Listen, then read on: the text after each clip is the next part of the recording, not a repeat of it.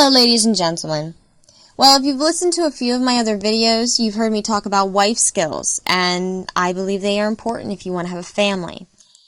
Now, do you have to listen to this video? No, of course not. This is for entertainment purposes only.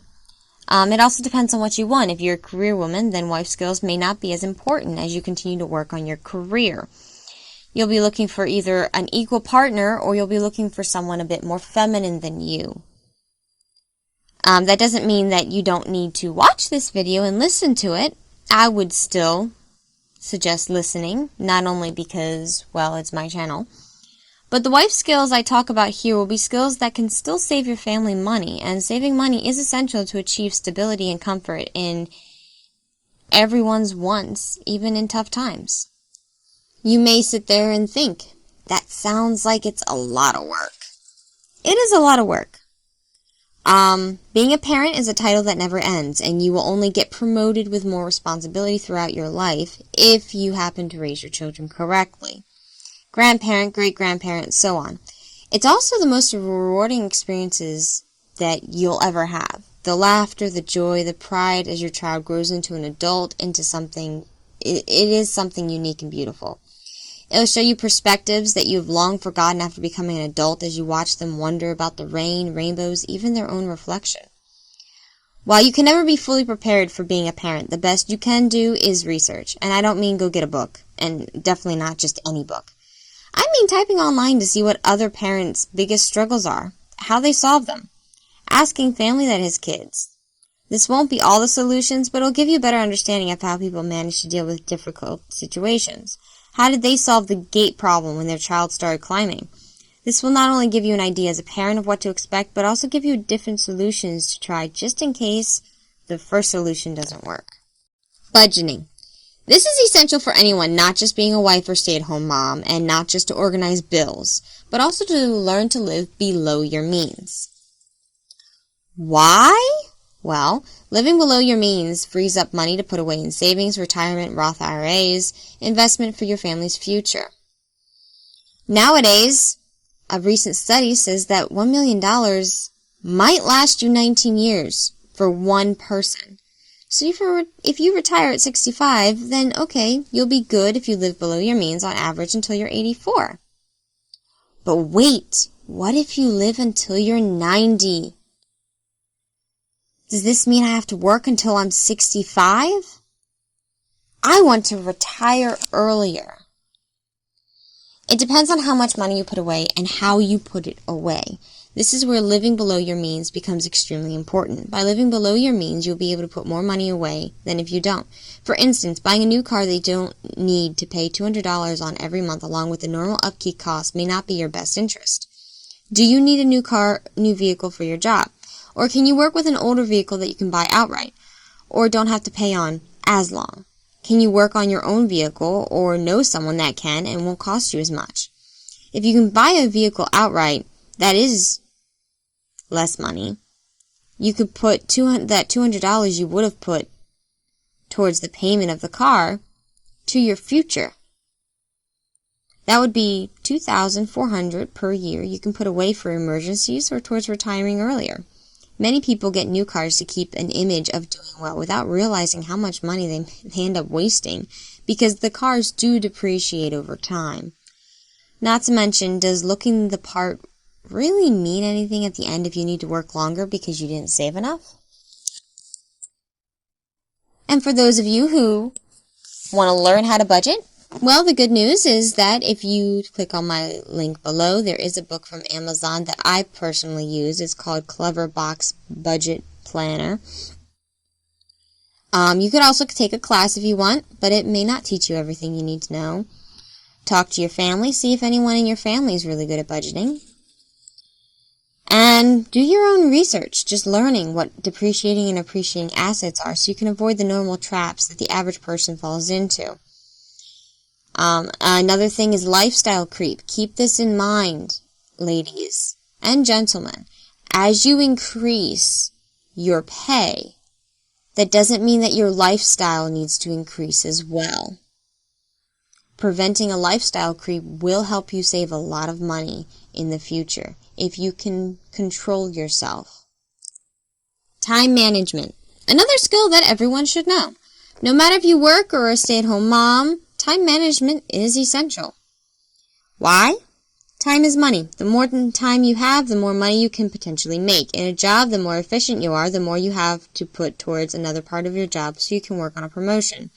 As a stay-at-home mom, time management will allow you not only to manage the children, household, but also allow you to make time to see where you can save money or make some money from home with a side hustle. Even if you are driving to work, instead of listening to music, why not listen to an ebook on finances, new skills, or certs that could help you in your career? Cooking dinner? Instead of just standing there waiting for the noodles to boil, try doing some squats or other exercises so you're still using your time wisely. Time management skills can help you see where you seem to have extra time that you could be using in another way to achieve more every day. First aid and health. In my personal opinion, everyone should know something about this topic. And you might be asking, why? Well, if you live in America where our hospital bills are the reason over half of our people are in debt, that's a good start. So why not learn the basics so you can avoid going to a hospital for something that could have been taken care of at home? Time is money, so the less time you waste waiting in lines to be seen for something that you could take care of means more time devoting towards your future. This is also important for when you have children. It will help you when you can tell something is seriously wrong and point out the problem. Children, especially when they're young, are not always good at expressing what is wrong, so it's our job as parents to discern and inform the doctor if it's something serious. For instance, if you notice the child fell and their leg hurts, knowing how to tell if a bone is broken is very important. If the bone is broken, the child needs to be taken right away to the hospital, and this will mean less time the child is in pain compared to if you let them walk on it for hours or days. As for the health part, our bodies are constantly changing. You may wake up one day to eggs giving you bad gas that is inconvenient or worse. The best way to prepare for this is to keep a food journal or a food sensitivity journal. This will help you if there are any sudden changes to your body that does not respond well, and you can quickly find the food that caused it, preventing further discomfort or worse. In all, getting a general idea of your health habits will also see you where you can change to improve your life. If something major happens where you need to see a doctor, you can also take the journal with you to see them, and they get an idea of your habits and where they can help. Cooking and cleaning. Yes, ladies, I know you've heard it from men before, but don't understand why. Why can't they help us? Well, it really depends on your relationship. Whoever is home the majority of the time should be doing the majority of the chores because they are home more often. This will allow your partner to focus on a career and making as much money as possible. If you both work, then you still need to know this. If you want a partner who is your equal, you need to pull equal weight in one way or another. So if you both work, then you both should be doing chores and caring for the children. Again, it all depends on the type of relationships you really want and what type of partner you are trying to attract. Knowing how to cook can also save you money since home cooking is still cheaper and healthier than buying pre-cooked meals at the store. Gardening. Yes, ladies, I know not everyone has a green thumb. If you do, though, this can be very important. While most growing can only be done in the spring to the summer, depending on where you live, the more gardening you can do, the more money that can be saved. How? Well, take growing peppers as an example. Once you pick the peppers, you can then cut them up and freeze them to use later. They can last 8 to 10 months in the freezer, which means less money spent in the winter trying to get fresh peppers all the time. Growing your own food saves money in the summer as you're able to use fresh food from your garden, which will help with the grocery bills. Sewing, knitting, crocheting. Yes, ladies, I'm serious. I understand we are in the 21st century. These skills aren't just for when we didn't have machines to do all of it. It actually saves you money too. How? Ever need to go to a seamstress because those dress pants are too long? Or maybe your man needs a bigger suit jacket because he has broad shoulders, but the bigger size makes him look boxy since he doesn't have a beer gut.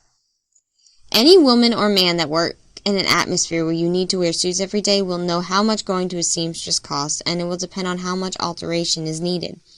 Learning to do this yourself will not only save you from going to a complete stranger, but save the family money since you can do a simple hem alteration. Knitting and crocheting comes in hand when making blankets, mittens, hats, and more to keep the family warm. Most blankets cost anywhere from $8 to $20 or possibly more. Knitting can also help making clothes for children. This can be anything from reusing your old clothes or getting good fabric at cheap thrift stores to make new shirts, dresses, pants. It can also help with Christmas or birthday gifts by making stuffed animals or dressing up items they can use.